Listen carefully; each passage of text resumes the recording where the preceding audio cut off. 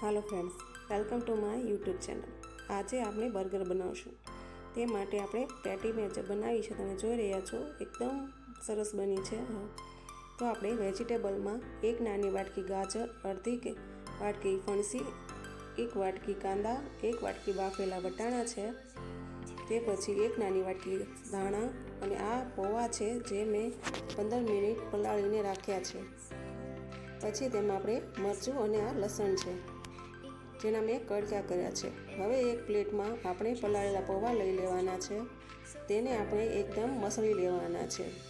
બધા જ પૌવા એક સરખા સારી રીતે મસળી લેવા। હવે આ પૌવા મસળાઈને તૈયાર થઈ ગયા છે। હવે આપણે ટિક્કી માટે એક ગેસ ઉપર એક કઢાઈમાં 2 થી 3 ટેબલસ્પૂન તેલ મૂકશું। તેલ ગરમ થાય એટલે તેમાં આપણે સમારેલા કાંદા ઉમેરશું, તેને થોડીક વાર સાંતળી લેશું। થોડા કાંદા સતળાઈ ગયા છે। હવે તેમાં આપણે સમારેલી લસણ અને મરચાંની કટકી ઉમેરશું, તેને પણ સારી રીતે મિક્સ કરીને સાંતળી લઈશું જેથી તેની થોડી કચાશ ઓછી થઈ જાય। ત્યાર પછી તેમાં આપણે વેજીટેબલ્સ ઉમેરશું। ગાજર છે તે ઉમેરવાનું છે, પછી તેમાં આપણે જે ફણસી છે તે ઉમેરવાની, મિક્સ કરવા દઈએ। પછી તેમાં લાસ્ટમાં આપણે બાફેલા વટાણા ઉમેરશું, તેને સારી રીતે મિક્સ કરશું। જે આ વેજીટેબલ છે તેને આપણે એકદમ વધારે પડતા કૂક નથી કરવાના, થોડા ક્રન્ચી જ રાખવાના છે। હવે આ એકદમ સરસ થઈ ગયા છે। હવે આપણે જે આ મોટા કાણાવાળી ખમણી આવે છે તેનાથી આ બટેકાને ખમણી લેવાના। મેં અહીંયા 250 ગ્રામ બાફેલા બટેકા લીધા છે। બટેકાને સારી રીતે ખમણી લેવા। બટેકા ખમણીને પછી તેમાં ખમણાઈ ગયા છે। હવે આપણે એને વેજીટેબલ સાથે સારી રીતે મિક્સ કરશું। બટેકાના માવાને એકદમ વેજીટેબલ સાથે મિક્સ કર્યા બાદ એમાં મસાલા કરશું। તે માટે મેં 1/2 ટીસ્પૂન હળદર, 1/2 ટીસ્પૂન લાલ મરચું, 1/2 ટીસ્પૂન શેકેલા જીરાનો પાવડર, 1/2 ટીસ્પૂન આમચૂર પાવડર અને હવે આપણે એને મસાલાને મિક્સ કરશું। બધા જ મસાલાને સારી રીતે માવામાં મિક્સ કરવા।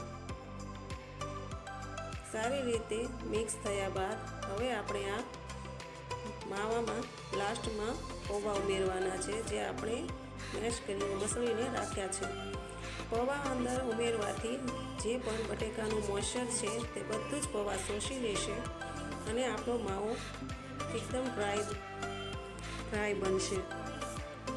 આ ટીક આપણે તમે ફોલો કરશો તો આ ટીક એકદમ ક્રિસ્પી અને કરારી બનશે। હવે આને પૌવાને માવામાં સારી રીતે મિક્સ કરી લેવું। તમે ચાહો તો પૌવાનો પાવડર કરીને પણ અંદર ઉમેરી શકો છો। મેં અહીંયા પૌવા પલાળીને લીધા છે। હવે તે પૌવાને માવામાં સારી રીતે મિક્સ કરવું। પૌવાને સાથે એકદમ સરસ રીતે મિક્સ થઈ ગયા બાદ હવે આપણે તેને મેશરની મદદથી મેશ કરી લઈશું।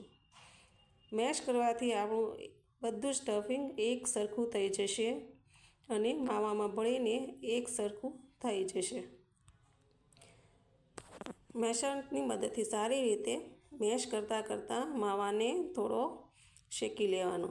તમે જોઈ રહ્યા છો માવો હવે રેડી થઈ ગયો છે। હવે લાસ્ટમાં આપણે મીઠું ઉમેરવાનું છે। મીઠું ઉમેરવા પછી આપણે માવાને થોડો હલાવી લેવાનો છે।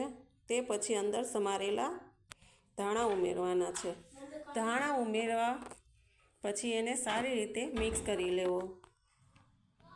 હવે માવો તૈયાર થઈ ગયો છે આ ટિક્કી માટે। હવે એને આપણે એક વાસણમાં કાઢી લઈશું। માવાને એક વાસણમાં કાઢી લીધો છે। હવે એને ઢાંકીને ફ્રીજમાં 15 થી 20 મિનિટ સેટ કરવા મૂકી દઈશું। ત્યાં સુધી આપણે એક બેટર તૈયાર કરશું જે ટિક્કીને કોટ કરવા માટે જોઈશે। માટે 1 કપ મેંદો અને અડધો કપ કોર્નફ્લોર લીધો છે। 1 ટીસ્પૂન મીઠું અને 1 ટીસ્પૂન તેલ મિક્સ કરવાનું છે, તેને સાથે મિક્સ કરવાનું છે। આ મેં ઠંડુ પાણી લીધું છે। ઠંડુ પાણીથી બેટરને સારી રીતે બેટર એક બનાવવાનું.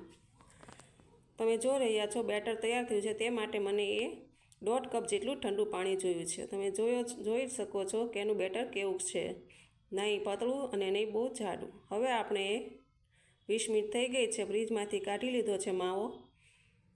હવે તેની આપણે ટિક્કી બનાવશું. તમે તમારા પસંદ પ્રમાણે પાતળી કે જાડી ટિક્કી બનાવી શકો છો. મેં અહીંયા 2 થી 3 ટેબલસ્પૂન માવો લીધો છે અને તેને સારી રીતે મેં ટિક્કીનો શેપ આપી દીધો છે.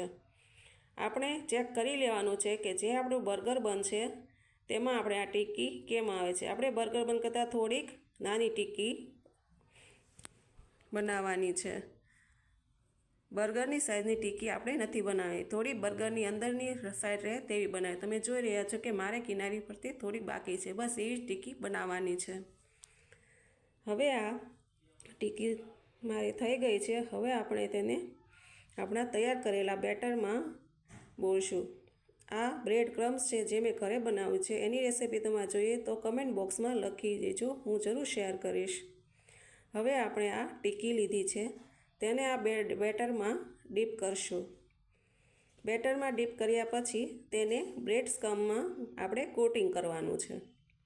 બ્રેડ સ્ક્રમમાં સારી રીતે કોટિંગ કરી લેવું. બંને સાઈડ આજુબાજુમાં બંને સાઈડથી સારી રીતે કોટ કરી લેવી. બ્રેડ ક્રમ્સમાં કોટ કરવાથી ટિક્કીનો એકદમ ક્રિસ્પી બનશે. હવે આપણે આ જે ટિક્કી છે તેને સારી રીતે હથેળીથી દબાવીને સારો શેપ દઈને એકદમ ક્રિસ્પી ટિક્કી તૈયાર કરવાની છે. હવે આ તૈયાર થઈ ગઈ છે, તમે જોઈ શકો છો. હવે આપણે આ મેં ગરમ તેલ મૂકી દીધું છે, જે ગરમ થઈ ગયું છે. હવે તેમાં ધીમેથી આપણે ટિક્કી મૂકી દઈશું. આ ટિક્કીને આપણે થોડો ગોલ્ડન કલરની કરવાની છે. મીડિયમ આંચ પર આપણે આ ટિક્કીને તળવાની છે. જે રીતે આ ઉપર તેલ થોડુંક છિડકતી જશું તેવી રીતે ધીમે ધીમે ઉપરની સાઈડ તેલ છિડકતું જવું. હવે આપણે આ ટિક્કીને ફેરવીને તેને બંને સાઈડથી સારી રીતે ગોલ્ડન કલર આવે ત્યાં સુધી થોડો શેકી લેવાની. તેને મીડિયમ આંચ પર શેકવાની. હવે આ ટિક્કી તમે જોઈ રહ્યા છો ગોલ્ડન થઈ ગઈ છે.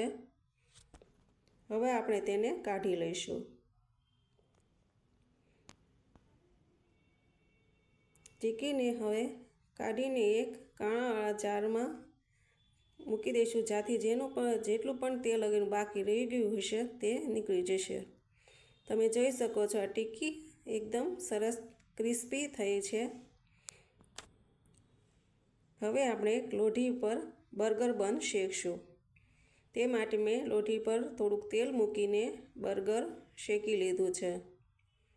બર્ગરના બંને ભાગે થોડુંક તેલ મૂકીને બર્ગર બન શેકવું.